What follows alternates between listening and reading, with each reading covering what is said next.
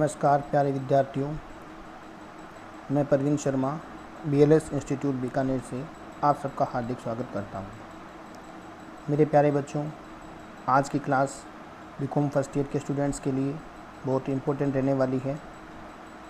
इस क्लास के अंदर हम उनका एक बहुत ही महत्वपूर्ण टॉपिक बीमा संबंधी दावे या जो इसे इंश्योरेंस क्लेम कहते हैं वो चैप्टर करने जा रहे हैं। इसके 3 या 4 वीडियोज़ बनेंगे। आपसे अनुरोध है कि आप एक एक करके सभी वीडियोज़ को देखते रहें और पढ़ते रहें। ये टॉपिक अगर हम बात करें MGSU की, तो अकॉर्डिंग टू MGSU सिलेबस ये टॉपिक यूनिट फर्स्ट में आता है। तो शुरू करते हैं आज का टॉपिक। सबसे पहले अगर हम बात करें कि बीमा कंपनी के अंदर या बीमा संबंधी दावों में, तो सबसे पहले हमें ज़रूरत है कि बीमा क्या है, व्हाट इज़ इंश्योरेंस। अगर बात करते हैं बीमा की, तो बीमा एक ऐसा कॉन्ट्रैक्ट है जो इंश्योरेंस कंपनी और इंश्योर्ड पर्सन दोनों के बीच में, बीमा कंपनी और बीमित व्यक्ति के बीच में एक कॉन्ट्रैक्ट होता है, एक अनुबंध होता है। देखिए, यह एक ऐसा अनुबंध है जिसमें बीमा कंपनी क्षतिपूर्ति का वादा करती है कि यदि निम्न कारणों जैसे आग लगने से, बाढ़ आने से, भूकंप आदि आने से होने वाले नुकसान के लिए बीमित व्यक्ति को या बीमित संस्था को कंपनी द्वारा क्षतिपूर्ति प्रदान की जाएगी, उसको कंपनसेट किया जाएगा। अगर कोई नुकसान होता है तो उसकी कंपनी के द्वारा भरपाई की जाएगी।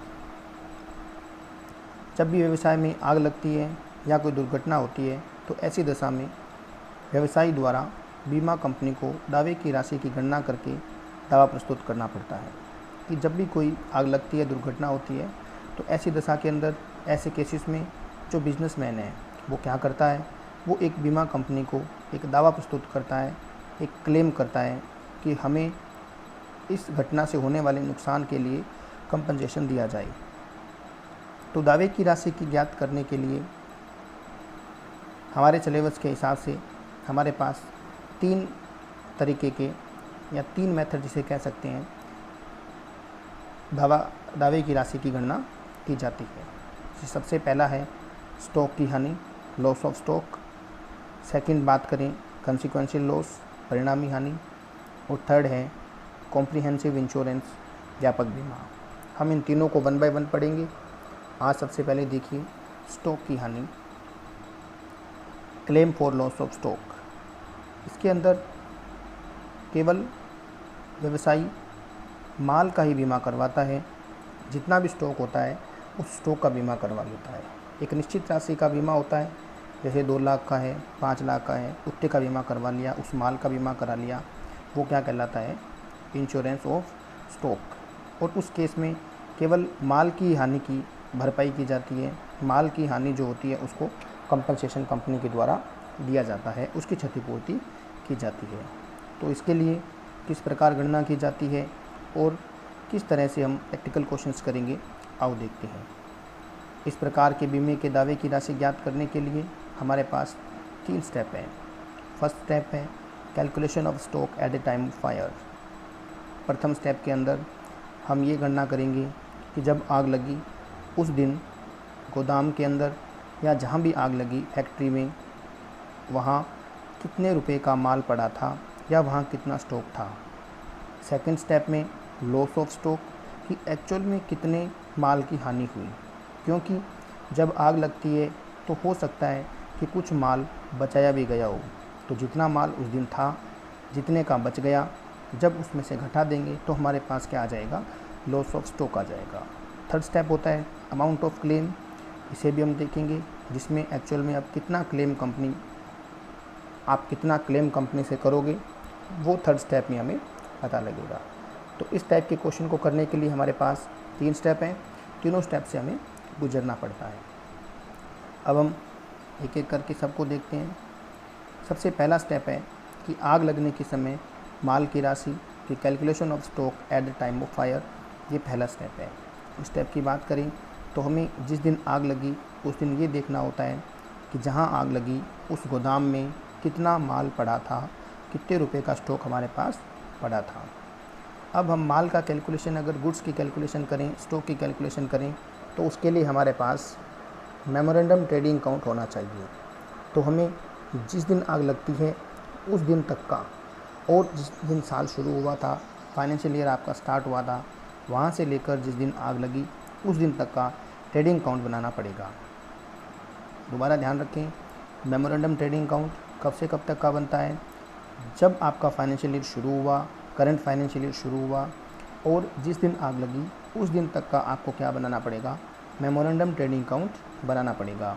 और जब आप मेमोरेंडम ट्रेडिंग अकाउंट को या स्मरणार्थ व्यापारिक खाते को जब आप बैलेंस करेंगे, तो बाई साइड में आपके पास बचेगा stock at the time of fire. इसमें क्या क्या आता है? ये ट्रेडिंग अकाउंट के जैसा ही होता है। सबसे पहले डेबिट साइड में या टू साइड में इसके ओपनिंग स्टॉक, फिर परचेज में से परचेज रिटर्न लेस कर देंगे, to wages, to direct expense और फैक्ट्री एक्सपेंस, और सबसे इम्पोर्टेंट बात है यहाँ जीपी, जो ग्रोस प्रॉफिट है। वो इम्पोर्टेंट बात है कि जीपी अगर दिया हुआ है तो ठीक है, नहीं दिया तो हमें ग्रोस प्रॉफिट को कैलकुलेट करना पड़ता है। बाई साइड में सेल्स आती हैं माइनस सेल्स रिटर्न, और अब इसको बैलेंस करेंगे तो हमारे पास जो बैलेंस बचेगा वो आएगा by stock at the time of fire, जिसे हम क्लोजिंग स्टॉक भी कह सकते हैं। ये वो माल आ जाएगा कि जिस दिन आग लगी उस दिन हमारे पास गोदाम में इतने का माल पड़ा था। अब कुछ महत्वपूर्ण बातें, मेमोरेंडम ट्रेडिंग अकाउंट बनाते समय या स्मरणार्थ व्यापारिक खाता बनाते समय कुछ बातों का ध्यान रखना है। जैसे सबसे पहले आपके है सकल लाभ की दर औसत ज्ञात करना, calculation of gross profit rate. दूसरा है सकल लाभ की दर का लागत पर दिया होना, कि कई बार जो ग्रोस प्रॉफिट की रेट है वो प्रश्न में आपको ऑन कॉस्ट गिवन हो सकती है। वैसे तो by default gross profit on sale होता है, लेकिन अगर ऑन कॉस्ट भी दिया है तो हमें ग्रोस प्रॉफिट कैसे कैलकुलेट करना है। थर्ड बात है कि सकल लाभ की दर या औसत दर का नहीं दिया होना। कई बार आपको सकल लाभ की दर प्रश्न में नहीं दी जाती है, तो ऐसे केसेस में हमें पिछले साल का भी ट्रेडिंग अकाउंट बनाना पड़ सकता है। और स्टॉक का वास्तविक मूल्य से कम या ज़्यादा दिया होना। कई बार स्टॉक अपने मूल्य से कम या ज़्यादा दे सकते हैं, तो हमें तो वास्तविक मूल्य पर स्टॉक को लिखना होता है, तो वास्तविक मूल्य भी हमें निकालना पड़ सकता है। कम बिक्री वाला स्टॉक, कई बार पुअर लाइन ऑफ सेल भी दे रखा है क्वेश्चन के अंदर, तो उस केस में हमें नॉर्मल सेल और एबनॉर्मल सेल के द्वारा अलग अलग करके उसे क्वेश्चन को करना है। तो ये 4 मेन डिफ़िकल्टीज़ हैं इस चैप्टर के अंदर, इस चैप्टर के प्रैक्टिकल के अंदर। उन डिफ़िकल्टीज़ को हम सबसे पहले देखते हैं कि 1 बाय 1 कैसे हम सकल लाभ की औसत दर ज्ञात करेंगे, कैसे अगर लागत पर दिए तो क्या करेंगे, सकल लाभ की दर नहीं दिए तो क्या किया जाएगा, स्टॉक का वास्तविक मूल्य कम या ज़्यादा दिया तो क्या करेंगे, और कम बिक्री वाले स्टॉक की गणना कैसे करेंगे। एक एक कंडीशन के साथ हम आगे प्रैक्टिकल क्वेश्चन भी करेंगे। इससे पहले 1 बाय 1 एमिंग कंडीशन को थोड़ा बहुत समझ लेते हैं। तो आओ देखते हैं कि ये जो 4 कंडीशंस हैं, ये जो 4 प्रॉब्लम्स हैं, इनको कैसे सोल्व किया जाएगा। तो आओ बच्चों, अब देखते हैं मेमोरेंडम ट्रेडिंग अकाउंट बनाते समय हमें किन किन बातों का ध्यान रखना पड़ता है, या कौन कौन सी बातें ऐसी हैं जो हमें मेमोरेंडम ट्रेडिंग अकाउंट बनाते समय ध्यान रखनी पड़ती है। सबसे पहले हमने देखा कि फर्स्ट पॉइंट था कि जब सकल लाभ की दर औसत ज्ञात करना। कई बार प्रश्न के अंदर हमें सकल लाभ की एक दर ना देकर एक से अधिक वर्षों की दर दे दी जाती है, और ऐसी दशा के अंदर हमारे पास किस वर्ष की दर लें ऐसा भी नहीं दिया होता है, तो हमें उन सभी दरों को लेकर औसत दर ज्ञात करनी पड़ती है। तो देखिए औसत दर कैसे निकालते हैं। जैसे हमारे क्वेश्चन के अंदर 2015 में ग्रोस प्रॉफिट की दर दे दी, मान लिया 22% दे दी, और 2016 में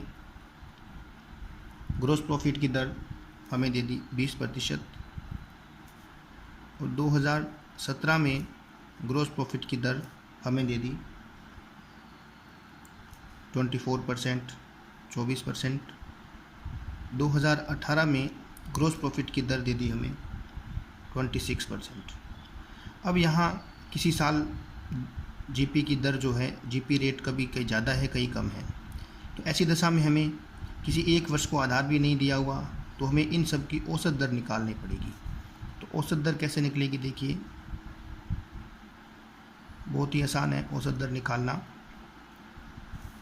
हम क्या करेंगे, दिए गए वर्षों की दरों को जोड़ देंगे, जैसे 22%, 20%, 24%, 26 और उतने ही वर्षों की संख्या से डिवाइड कर देंगे।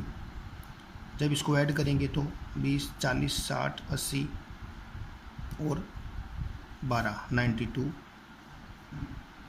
और 4 से डिवाइड करेंगे तो आ जाएगा 23। तो हमारी जो औसत दर है वो 23% रहेगी। तो इस प्रकार हम औसत दर निकाल लेते हैं। कई बार क्वेश्चन में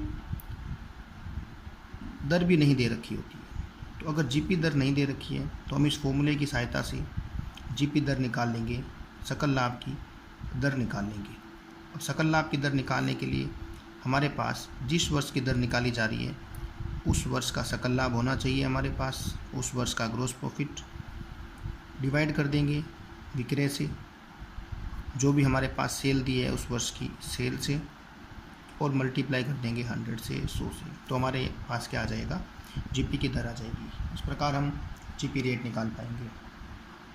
तो आपने देखा पहला पॉइंट कि जब सकल लाभ की दर औसत ज्ञात करनी हो या हमें एक वर्ष की दर ना देकर एक से ज़्यादा वर्षों की दर दे दे, तो उस केस में हमें औसत दर निकालनी पड़ती है। औसत दर हम इस प्रकार निकाल लेंगे। आपको क्वेश्चन में कोई ना कोई प्रॉब्लम ज़रूर मिलेगी, तो उस प्रॉब्लम को कैसे सोल्व करना है उसके बाद हम क्वेश्चन को कर पाएंगे। सेकंड प्रॉब्लम आपके आती है कि सकल लाभ की दर,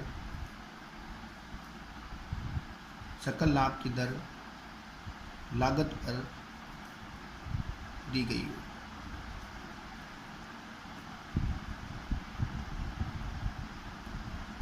वैसे तो by default gross profit rate जो है वो ऑन सेल होता है, लेकिन अगर क्वेश्चन में आपको सकल लाभ की दर लागत पर दी गई है तो सकल लाभ कैसे निकाला जाएगा, तो निम्न फॉर्मूले से हम निकाल लेंगे। अगर हमें जीपी चाहिए तो ग्रॉस प्रॉफिट कैसे निकलेगा,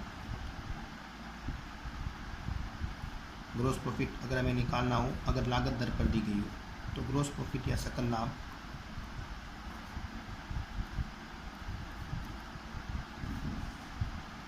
विक्रय जो सेल दी है हमें, sale into rate divide by 100 plus rate. इस फॉर्मूले से हम सकल लाभ की दर निकाल पाएंगे। हमें उस साल की बिक्री दी होगी, रेट जो है आपको लागत पर दे रखी होगी, और 100 प्लस रेट, जो रेट है उस नीचे 100 के अंदर ऐड कर देंगे, तो हमारे पास जब इसको सोल्व करेंगे तो क्या आ जाएगा, उस साल का हमारे पास सकल लाभ आ जाएगा। तो इस प्रकार हम सकल लाभ की दर अगर लागत पर दे रखी हो तो भी सकल लाभ हम ज्ञात कर सकते हैं। तीसरा पॉइंट आपका आता है कि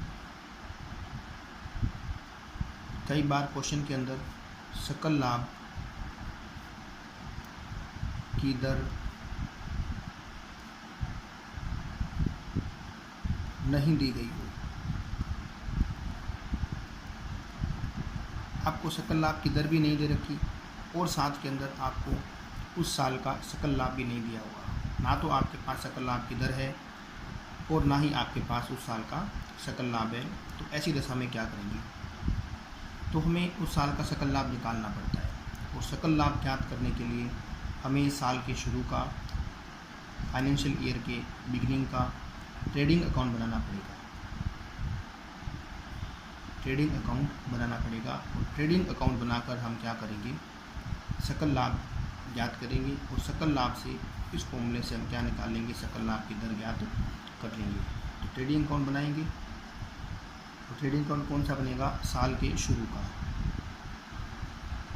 साल के शुरू का, या जिसे हम कहें at the beginning of year.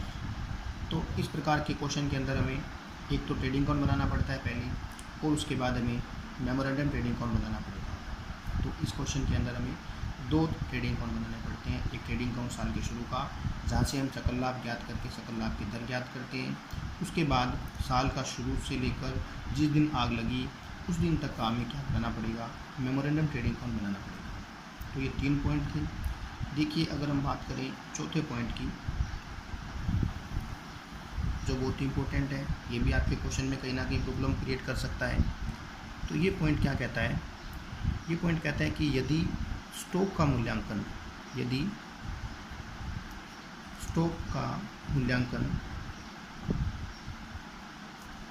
वास्तविक मूल्य से, जो एक्चुअल प्राइस है, वास्तविक मूल्य से कम या ज़्यादा पर किया जाए। स्टॉक का मूल्यांकन वास्तविक मूल्य से कम या ज़्यादा पर किया जाए। लेकिन हमें तो ट्रेडिंग अकाउंट या मेमोरेंडम ट्रेडिंग अकाउंट बनाते समय ध्यान रखना होता है कि स्टॉक का मूल्यांकन हमेशा हमें किस पर किया जाएगा, हमारा मूल्यांकन जो होगा वास्तविक मूल्य पर किया जाएगा। लेकिन क्वेश्चन में आपको वास्तविक मूल्य से कम या ज़्यादा पर दिया होगा, तो हमें स्टॉक किस पर गणना करनी है, स्टॉक की वास्तविक मूल्य की।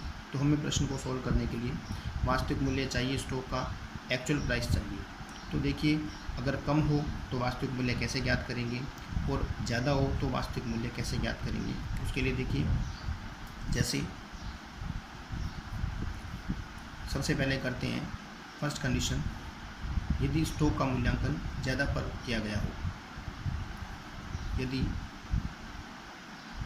स्टॉक का, पहले कम वाला करेंगे, स्टॉक का मूल्यांकन कम पर किया गया, कम पर किया गया हो, तो वास्तविक मूल्य कैसे ज्ञात करेंगे, एक्चुअल प्राइस।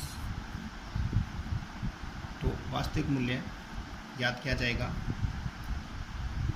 हमारे पास स्टॉक का मूल्य दिया होगा, तो स्टॉक का मूल्य या जो स्टॉक का प्राइस जो हमारे पास दिया है वो इंटू 100 से मल्टीप्लाई करेंगे, और डिवाइड में 100 माइनस कम प्रतिशत, 100 माइनस कम प्रतिशत, कि जितने प्रतिशत कम पर किया गया है उतना प्रतिशत हम यहाँ क्या कर देंगे, घटा देंगे। और जब इसको सॉल्व करेंगे तो हमारे पास स्टॉक का क्या आ जाएगा, वास्तविक मूल्य हमारे पास आ जाएगा। देखिए जैसे हमने माना कि स्टॉक का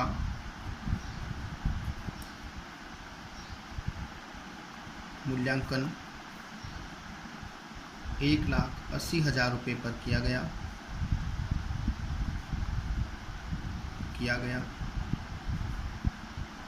जो कि वास्तविक मूल्य से 10% कम है। स्टॉक का मूल्यांकन 1,80,000 रुपये पर किया गया, और जो 1,80,000 रुपये है वो वास्तविक मूल्य से 10% कम है। ऐसे ही आपको क्वेश्चन के अंदर एक लाइन मिलेगी कहीं ना कहीं, तो उस लाइन को देखकर हमें ये समझ जाना है कि हमें स्टॉक को वास्तविक मूल्य पर लेकर आना है, एक्चुअल प्राइस पे स्टॉक को हमें लेकर आना है। तो हमें अगर इस स्टॉक का एक्चुअल प्राइस लाना हो, तो हमने देखा कि 1,80,000 तो 10% कम है। अगर हम 100 से तुलना करें तो ये किसके बराबर हुआ, 90% के बराबर हुआ। तो हम डायरेक्ट भी कैलकुलेट कर सकते हैं और इस फॉर्मूले से भी निकाल सकते हैं। अगर हमें इसमें वास्तविक मूल्य चाहिए, एक्चुअल प्राइस अगर स्टॉक का निकालना है, एक्चुअल प्राइस निकालना है स्टॉक का, तो वो कैसे निकालेंगे। देखिए हमने फॉर्मूले में देखा कि स्टॉक का मूल्य जो दिया हुआ है, मूल्य दिया आपको 1,80,000 इंटू 100 डिवाइड में 100 माइनस कम प्रतिशत, कितना कम प्रतिशत है, 10% कम है, तो 100 माइनस 10, 100 में से जब 10 लेस कर देंगे तो हमारे पास आएगा 1,80,000 इंटू 100 डिवाइड बाई 90। अब ये सोल्व हो जाएगा, 0 से 0 कैंसिल, 9 2 जा 18, 2000 और स्टॉक का मूल्य आपके आ गया 2 लाख। एक्चुअल में जो स्टॉक था वो 2 लाख रुपए का था, जिसका मूल्य 10% कम पर आंका गया 1,80,000 पर किया गया। लेकिन हमें कौन सा प्राइस लेना है, 2 लाख रुपए लेना है। ऐसे ही देखते हैं कि अगर स्टॉक का मूल्य ज़्यादा पर हो तो क्या करेंगे। सेकेंड कंडीशन, यदि स्टॉक का मूल्यांकन ज़्यादा पर किया गया हो तो क्या करेंगे। अगर स्टॉक का मूल्यांकन ज़्यादा पर किया है तो वास्तविक मूल्य कैसे ज्ञात करेंगे। देखिए पहले वास्तविक मूल्य बराबर स्टॉक का मूल्य, जो प्रश्न में आपको स्टॉक का मूल्य या स्टॉक का जो प्राइस दिया हुआ है वो इंटू 100 डिवाइड बाई 100, यहाँ आ जाएगा प्लस ज़्यादा प्रतिशत, कि जितना ज़्यादा प्रतिशत आपको दिया हुआ है 10%, 15%, वो प्रतिशत आप क्या करेंगे इसमें ऐड कर देंगे। जब इस फॉर्मूले को आप पुट करेंगे तो आपके पास क्या आ जाएगा, स्टॉक का वास्तविक मूल्य आ जाएगा। ठीक है, तो देखिए कैसे करेंगे। जैसे यदि स्टॉक का वास्तविक मूल्य आपको दिया गया है, यदि स्टॉक का मूल्य रुपये 2,30,000 दिया गया है, 2,30,000 दिया गया है, जो कि वास्तविक मूल्य से 15% ज़्यादा है। तो अब आपके क्वेश्चन में दे दिया कि स्टॉक का मूल्य 2,30,000 रुपये है और ये जो 2,30,000 रुपये है जो वास्तविक मूल्य से 15% ज़्यादा है, 15% ज़्यादा है। तो हम यहाँ वास्तविक मूल्य कैसे निकालेंगे। देखिए वास्तविक मूल्य बराबर वास्तविक मूल्य बराबर स्टॉक का मूल्य आपको दिया गया है 2,30,000 इंटू 100 डिवाइड बाई 100 प्लस ज़्यादा प्रतिशत। हमारे क्वेश्चन में ज़्यादा प्रतिशत कितना है, 15% ज़्यादा पर किया गया है, तो 15 को हम क्या कर देंगे इसमें ऐड कर देंगे। अब इसे सोल्व करेंगे तो 30 इंटू 100 डिवाइड बाई 115 से हम मल्टीप्लाई इसको डिवाइड करेंगे तो रुपये जाएगा, और स्टॉक का जो एक्चुअल प्राइस आएगा वो आपके आ जाएगा 2 लाख रुपये। स्टॉक कितने का है, 2 लाख रुपये का एक्चुअल स्टॉक है। तो इस प्रकार हम ये 4 पॉइंटों को देखा। तो आइए बच्चों अब आगे देखते हैं।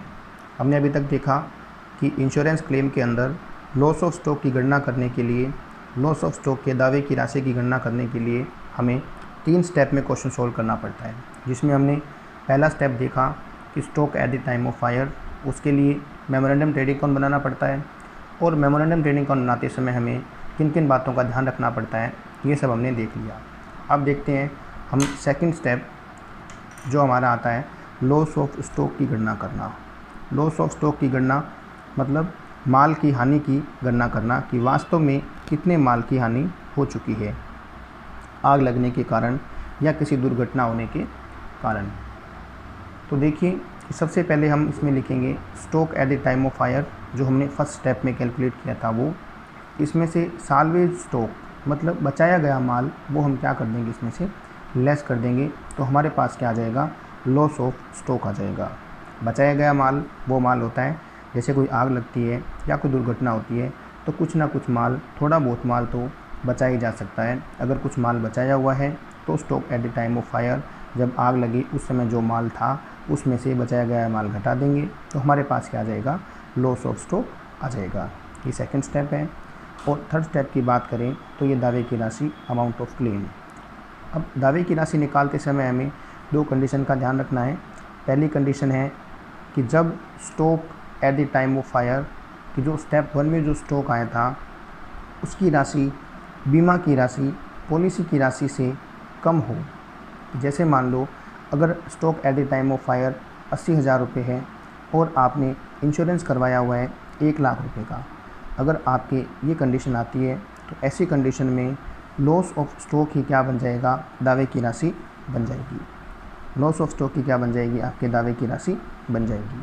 लेकिन अगर कंडीशन सेकंड की बात करें, ये इसकी रिवर्स कंडीशन है कि जिसमें loss amount of stock at the time of fire policy की राशि से ज़्यादा हो, तो हम क्या करेंगे, औसत वाक्य लागू होता है और इस सूत्र लगाया जाता है। इस फॉर्मूले के द्वारा हम अमाउंट ऑफ क्लेम कैलकुलेट कर लेंगे। दावे की राशि कैसे निकालेंगे, ये फॉर्मूला पुट करके हम दावे की राशि ज्ञात कर लेंगे।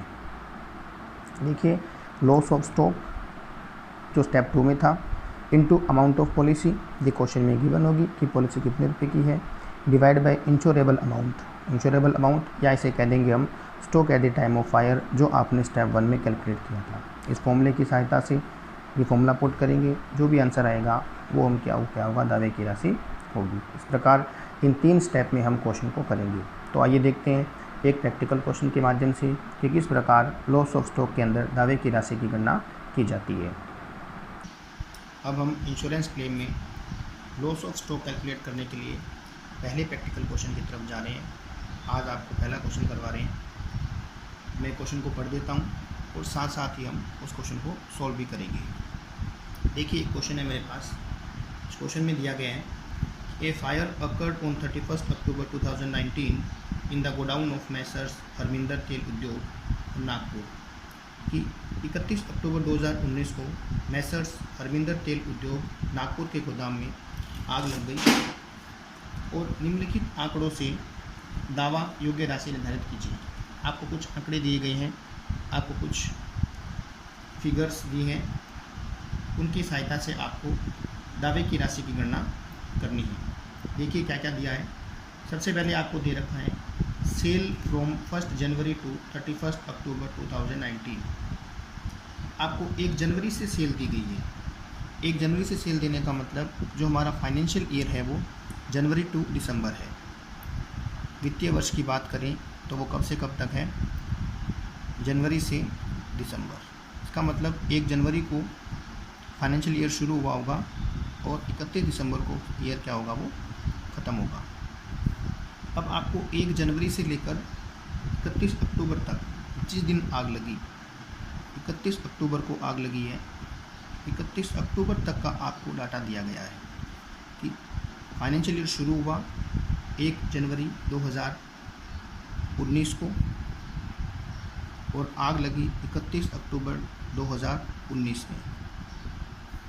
यहाँ से लेकर यहाँ तक का आपको डाटा दिया गया है। क्या क्या दिया है देखिए। सबसे पहले आपको 31 अक्टूबर तक की क्या दे रखी है, सेल गिवन है, विक्रय दिया है। 1 जनवरी से 31 अक्टूबर 2019 तक का जो विक्रय दिया गया है वो प्रश्न में आपको दिया है 32 लाख रुपये। इसी प्रकार purchase from 1 January to 31 October 2019, इसी प्रकार आपको 1 जनवरी से 31 अक्टूबर तक की परचेज दी गई है। परचेज हमारे पास है 21 लाख रुपए और stock on hand on 31 December, stock दिया है 31 दिसंबर 2018। इसका मतलब यहाँ 1 जनवरी 2019 या हम इसे कह दें 31 दिसंबर 2018, मतलब पिछले साल का क्लोजिंग स्टॉक जो हमारे यहाँ इस साल का क्या होगा, ओपनिंग स्टॉक होगा। स्टॉक आपको दिया गया है, ये दिया है 5,90,000 रुपये का स्टॉक दे दिया। 5,90,000 रुपये का हमें क्या दे दिया, स्टॉक दे दिया। और साथ में हमें दिया गया है gross profit for the past 5 years had average at 30% on sale. Gross profit दे दिया आपको, जीपी रेट दे दी कि ग्रोस प्रॉफिट औसत दर दे दी आपको, ग्रोस प्रॉफिट की औसत दर आपको दे दी है 30% 30% ऑन सेल, बिक्री पर आपको दे दी है 30%। अगर यहाँ 30% के आगे ऑन सेल नहीं भी दिया होता तो जो जीपी रेट होती है वो बाय डिफ़ॉल्ट ऑन सेल पर ही होती है। और साथ में आपको अमाउंट ऑफ पॉलिसी दिया है, amount of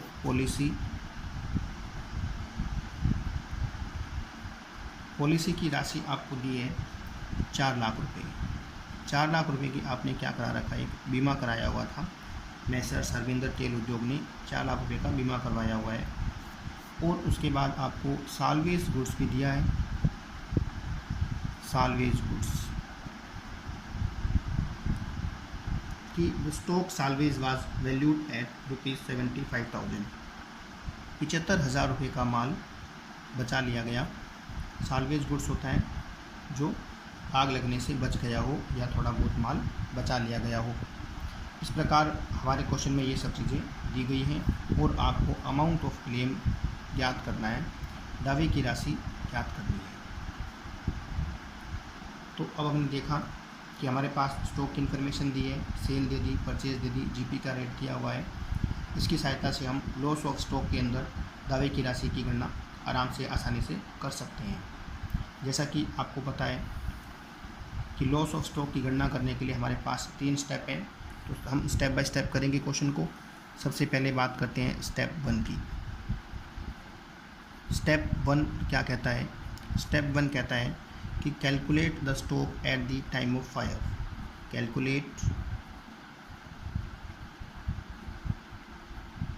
calculation of stock at the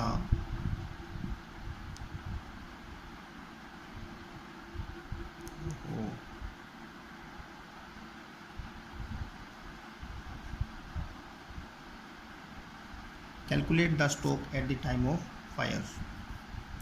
Calculation of stock at the time of fire कि जब आग लगी उस समय स्टॉक कितना था। स्टेप 1 के लिए हमें बनाना पड़ेगा memorandum trading account. Memorandum trading account कब से कब तक का बनेगा? From 1 January to 31 October 2019। अब हमें ये ध्यान रखना पड़ेगा कि मेमोरेंडम ट्रेडिंग अकाउंट बनाते समय हमारे पास क्या क्या चीज़ें होनी चाहिए। अगर वो चीज़ें हमारे पास है तो ठीक है, अगर नहीं है तो हमें उनको कैलकुलेट भी करना पड़ सकता है, उन्हें निकालना भी पड़ सकता है।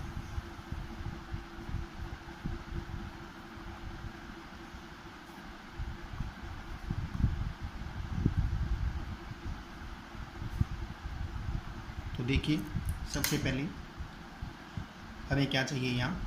Opening stock to opening stock. हमने देखा हमारे क्वेश्चन में ओपनिंग स्टॉक दिया गया है 5,90,000, तो हमने यहाँ लिखा 5,90,000। उसके बाद हमें यहाँ टू परचेज चाहिए, और अगर परचेज रिटर्न होती है तो वो लेस कर देंगे। क्वेश्चन में ऐसा नहीं है, हमारे डायरेक्ट परचेज दी है, और परचेज भी कौन सी? जो आपका फाइनेंशियल ईयर शुरू है वहाँ से लेकर आग लगने तक, जिस दिन आपके फायर अकर हुई है, आग लगी है, उस दिन तक की परचेज़। उस दिन तक की परचेज़ आपको दे रखी है 21 लाख रुपए की। उसके बाद आपको यहाँ कोई एक्सपेंस है तो एक्सपेंस वगैरह भी देखने पड़ते हैं। क्वेश्चन में ऐसा कुछ नहीं है, डायरेक्ट आपको सेल दी गई है 32 लाख रुपए की, तो बाय सेल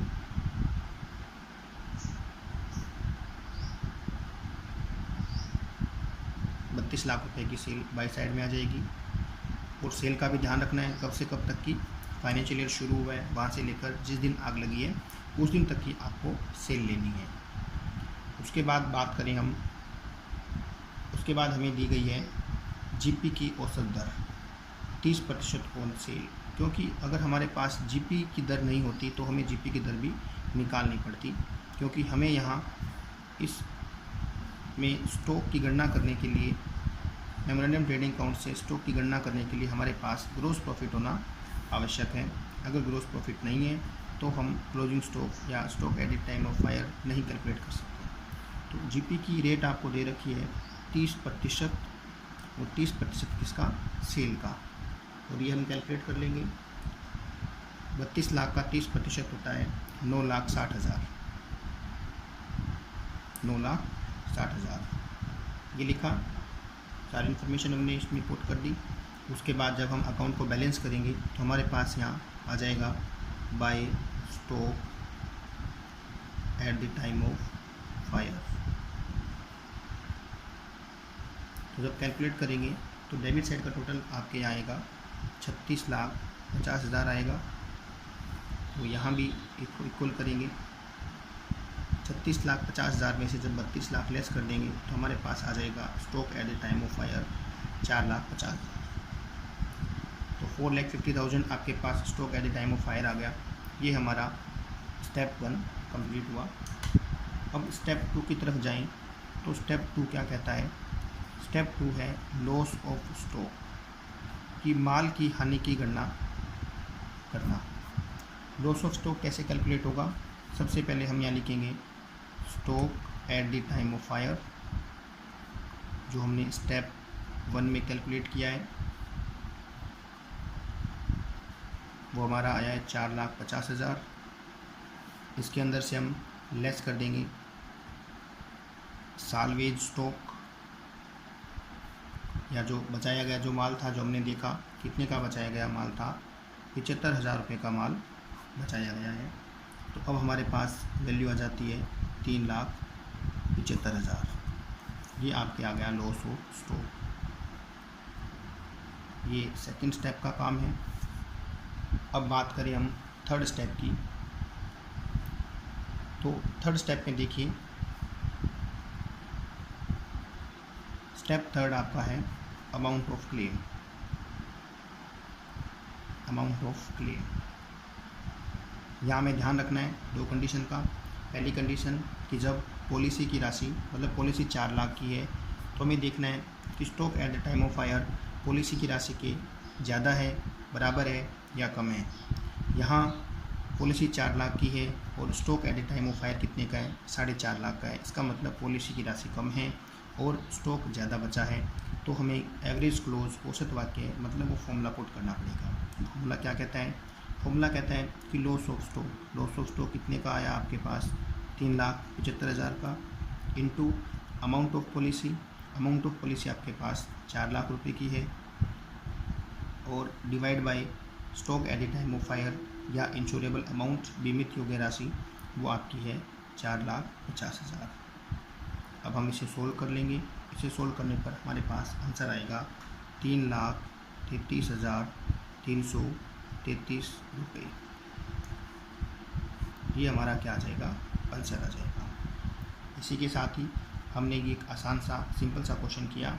आपको नेक्स्ट वीडियोस में थोड़ा मुश्किल क्वेश्चन करवाया जाएगा, इससे हार्ड लेवल का क्वेश्चन कराया जाएगा।